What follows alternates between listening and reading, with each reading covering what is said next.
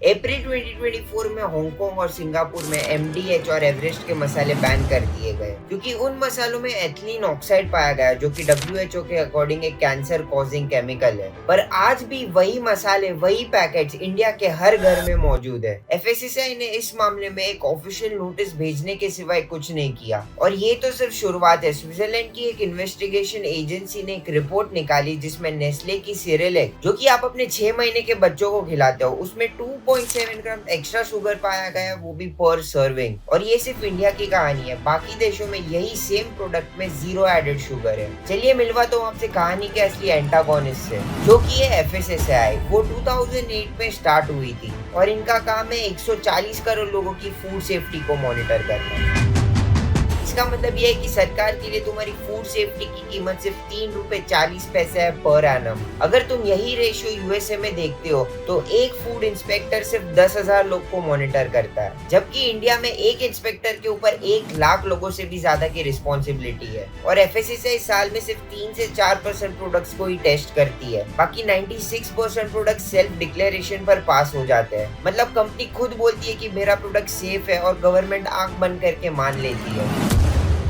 रेवंत हिमतसिका, जो कि एक सीए और एक्स मैकेंजी कंसल्टेंट है, आप उनको फूड फार्मा के भी नाम से जानते होंगे। उन्होंने 2023 में एक इंस्टाग्राम वीडियो बनाया और साबित किया कि बोर्नवीटा एक हेल्थ ड्रिंक नहीं है, क्योंकि उसके हर एक सर्विंग में ऑलमोस्ट 50% शुगर है। और ये वीडियो पे सिर्फ 2 दिन में करोड़ों में व्यूज पहुंच गए। और कैडबरी की पेरेंट कंपनी मॉन्डेलिस ने एक लीगल नोटिस भेज दी फूड फार्मा को। ये काम एफएसएसआई का था, एक हेल्थ ड्रिंक को वेरीफाई करना, पर वो काम एक यूट्यूबर कर रहा है। पर इसका रिजल्ट ये हुआ कि बोर्नवीटा को परमानेंटली हेल्थ ड्रिंक की कैटेगरी से हटा दिया। पर आज ये प्रॉब्लम सिर्फ बोर्नवीटा तक सीमित नहीं है, ये पूरे फूड इकोसिस्टम में फैल चुकी है। सबसे पहले बात करते क्रीम बिस्किट्स की। उसमें एक्चुअल डेयरी क्रीम का कंटेंट ऑलमोस्ट 0 होता है और जो तुम व्हाइट पेस्ट क्रीम समझ के खाते हो उसमें palm oil, refined sugar, emulsifier और आर्टिफिशियल व्हाइटनर का मिक्सचर है। लेकिन एफएसएसआई ने आज तक ये सवाल नहीं उठाया कि ये पेस्ट को क्रीम बोल के क्यों बेचा जा रहा है। दूसरी चीज, India one of the largest importer बन गया है पाम ऑयल का।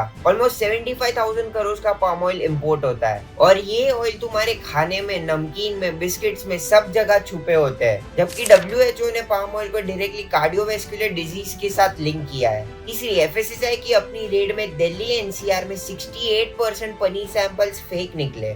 नकली पनीर पकड़ा गया है। India has a paneer problem. इसे इंडस्ट्री में एनालॉग पनीर भी कहते हैं। और ये analogue paneer palm oil, starch, skim milk powder का एक केमिकल मिक्सचर होता है जो रेस्टोरेंट्स और बाकी जगह पे यूज होता है ताकि उनका कॉस्ट कम हो सके। और चौथा, जो कि सबसे डेंजरस है, एफएसएसआई की खुद की नेशनल मिल्क सर्वे 2023 के अनुसार इंडिया में हर 4th मिल्क सैंपल एडल्ट्रेटेड है, जिसमें पानी से लेके सिंथेटिक मिल्क तक मिलाया जाता है। यानी तुम्हारा बच्चा जो दूध को एक कंप्लीट न्यूट्रिशन समझ के पीता है, वो एक्चुअल में एक अडल्ट्रेटेड मिल्क है जिसमें न्यूट्रिशन के नाम पे कुछ नहीं है। तो अब सवाल ये है कि एफएसएसआई अगर कुछ नहीं कर रहा तो हम जैसे आम लोग को कौन बचाएगा? यूट्यूब चैनल और क्रिएटर्स ये जिम्मेदारी अपने हाथ में ले रहे हैं। एग्जाम्पल के लिए एक यूट्यूब चैनल है ट्रस्टिफाइड, जो कि अलग अलग प्रोडक्ट्स जैसे प्रोटीन, मिल्क, उन सब का लैब टेस्ट करवाता है, वो भी खुद के पैसों से। इसके साथ ट्विटर पे पूरी एक सिटीजन आर्मी बैठी है और पिछले 18 महीनों में इन्होंने मल्टीपल ब्रांड्स को एक्सपोज किया है। तो एफएसएसआई इतनी बुरी तरीके से क्यों फेल हो रहा है? इसके 3 मेन रीजन है।